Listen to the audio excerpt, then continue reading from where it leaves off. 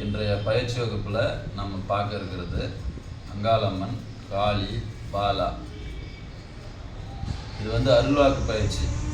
நம்ம எப்பவுமே அருள்வாக்கு பயிற்சிக்கு சில விஷயங்களை நம்ம மேற்கோள் குறிக்கோள் காட்டி தான் நிறைய நபர்கள் அருள்வாக்கு வரணும் அப்படின்னு சொல்லிட்டு இருக்காங்க. தவிர அந்த அருள்வாக்குக்கான விஷயம் என்னன்றத யாரும் தெரிஞ்சுக்கிறது இல்லை.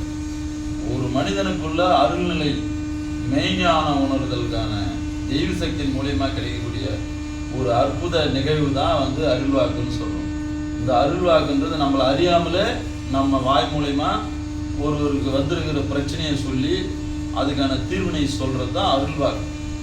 அப்ப அந்த அருள்வாக்கு கொடுக்கக்கூடிய விஷயத்துல அங்காளம்மன் முதலிடம். இந்த அங்காளம்மன் விஷயத்துக்கு 3 விதமா பண்ணலாம். அசைவ முறையில் பார்த்தீங்கன்னா மீன் குழம்பு, கருவாட்டு குழம்பு வச்சு அம்பாளுக்கு புழுங்கலரிசி சாதம் படையலாக வச்சு அவருடைய மூல மந்திரத்தை எந்திரத்தை 1 மண்டலம் 48 நாள் நம்ம முறையாக பூஜை பண்ணோம்னா மிக எளிதில் சித்தியாகிடலாம். மிக எளிதில் சித்தியாகக்கூடிய தேவதையில் அங்காளம்மன் ரொம்ப ரொம்ப ரொம்ப இம்பார்ட்டண்ட்டு. இந்த அங்காளம்மன் அசைவ முறையில் பண்ணும்போது சீக்கிரமாக சித்தியாகிடலாம். சரி, இந்த அம்பாவை நம்ம சைவ முறையில் பூஜை பண்ணணும்னு நினச்சோம்னா மஞ்சள் கிழங்கு, சுத்தமான மஞ்சள் கிழங்கை எடுத்து அதில் மை செய்து அந்த மையை நெத்தியில் அணிஞ்சு சைவ முறையில் லெமன் சாதம், புளியோதரை, உளுந்து வடை வச்சு இந்த அம்பாவை நம்ம வசியம் பண்ணலாம். இந்த அம்பாளுடைய வசியம் முறையாக 1 மண்டலம் 48 நாள் அந்த அம்பாளோட மூல மந்திரத்தை நம்ம ஜபம் பண்ணி சித்தி பண்ணிக்கலாம். மிகவும் பவர்ஃபுல்லான ஒரு சக்தி இந்த அங்காளம்மன். இந்த அங்காளம்மன் கூட வரக்கூடிய உச்சிஷ்ட கணபதி அசைவ முறையில் அவருக்கும் மீனை படையலாக வைக்கலாம். மீன் குழம்பு, கருவாட்டு குழம்பு, புழுங்கலரிசி சாதம் வச்சு உச்சிஷ்ட கணபதிக்கும் அங்காளம்மனுக்கும் ஒரே மாதிரியான பூஜைகளை நம்ம பண்ணும்போது இன்னும் அருள்வாக்கு ப்ளஸ் ஆகும். ஆக அருள்வாக்குக்கு அதே மாதிரி மூலிகைகளை உட்கொள்ளணும். நாம் சொல்கிற விஷயம் அதுதான். மூலிகைகளை உட்கொள்ளாமல் அருள்வாக்கு வருமானா வராது.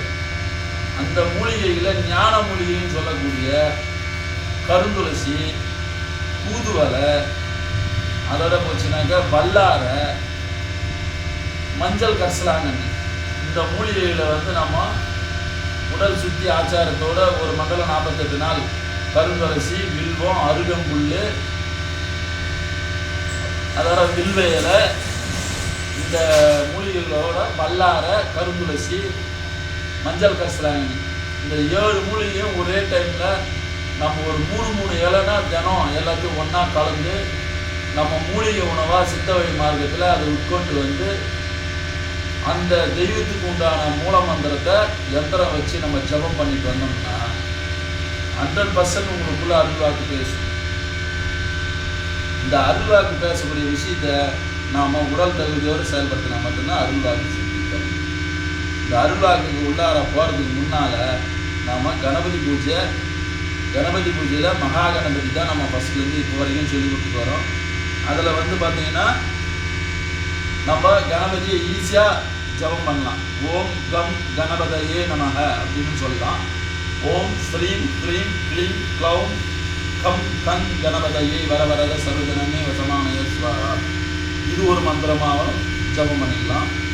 ஓம் நமோ கணபதையே, நமோ வரதபதையே, நமோ கணபதையே, நமோ பிரம்மபதையே நமஸ்தே அஸ்து லம்போதராய ஏகதந்தாய விக்ன விநாசினே சிவசுதாய ஸ்ரீ வரதமுத்தையே நமோ நமக. இந்த 3 மந்திரங்களை சொல்லியும் நம்ம கணபதியை பூஜை பண்ணிக்கலாம்.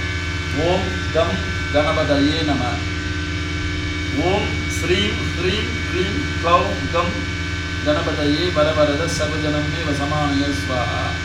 3வது மந்திரம் ஓம் நமோ கணபதையே, நமோ வரதபதையே, நமோ கணபதையே, நமோ பிரம்மபதையே நமஸ்தே அஸ்து லம்போதராய ஏகதந்தாய விக்ன விநாசினே சிவசுதாய ஸ்ரீ வரதமுத்தையே நமோ நமக. இந்த 3 மந்திரங்களை சொல்லி 16 முறை அருகம்புல்லால் அர்ச்சனை செய்து விநாயகரை நம்ம பூஜை பண்ணோம்னா மகா கணபதியை நமக்கு இறைவனோட அருள் மந்திரங்கள்லாம் சித்தியாகிறதுக்கு தடை இல்லாமல் வழிவகுத்து கொடுப்பார். 48 நாளில் தினம் பிரசாதம் வைக்கணுங்களா சாமி? இல்லைன்னா 48 நாள் பார்த்தீங்கன்னா முதல் நாள் ஒரு சக்கரை பொங்கல் இல்லை வெள்ளை பொங்கல் நீங்கள் ஒரு பிரசாதமாக வச்சுட்டு அதுக்கப்புறம் வெத்தலைப்பாக்கு வாழைப்பழம் மட்டும் வச்சாலே போதும். கடைசி நாள் அன்னைக்கு அதே மாதிரி ஒரு வெல்லம் பொங்கல் சக்கரை பொங்கலை வச்சு அருகம்புல்லால் அர்ச்சனை பண்ணுவோம். விநாயகரோட அருள் நமக்கு முழுசாக கூட்டி வரணும்னா அருகம்புல்லால் டெய்லியும் ஒரு 21 முறை இல்லை ஒரு 51 முறை அருகம்புல்லால் அவரை அர்ச்சனை பண்ணி மல்லிகைப்பூ அருகம்புல் கலந்து அர்ச்சனை பண்ணிங்கன்னா தங்கு தடை இல்லாமல் நமக்கு மந்திர சித்திகளை சீக்கிரம் அருள்வார். மகாகணபதியோட அருள் இருந்தால் மட்டும்தான் நம்ம எல்லாத்துலேயுமே வச்சா இருக்கும். அதுதான் மகாகணபதியோட அந்த மகாகணபதி மாலையை பாடி மகாகணபதியை துதிங்கன்னு நம்ம சித்திர வைக்கிறோம். மங்களத்து நாயகனே மன்னாரும் முதலேவா பங்குதன வைத்தோனே வற்புடைய ரத்தனே சங்கரனா பெருமதலா சங்கரத்து சங்கரிக்கும் எங்கள் உலக குடிவிளக்கே மணியே கணபதியே.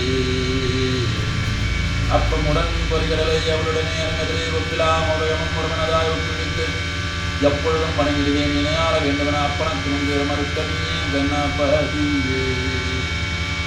பிள்ளையாரின் குட்டுடனே நீக்கி தூக்கிவிட்டு எல்லலும் செல்லியாத மனதை மதாக்கி செல்லியனா தெளிவதற்கு தென்தமையில் போற்றுகிறேன் உள்ளியதை உள்ளபடி உகந்தளிப்பாய் கணபதியே. எடுத்த இப்பணியும் நீ தொடரும் இப்பணியும் நன்மணியை தன்மகனாரனுடனே நீ எழுந்து என் பணியை உன் பணியாய் எடுத்தான் தினகாக்க பொன்பேற்று கணபதியே போற்றுகன போற்றுகின்றேன். கணநாதா சிவம் குருநாதா மூஷிகமாக நமோதகஸ்தம் சாமர கண்ண விளம்பிதர சூத்திரம் வாமனரூபமகேஸ்வர புத்திரம் விக்ன விநாயக பாத நமஸ்தே.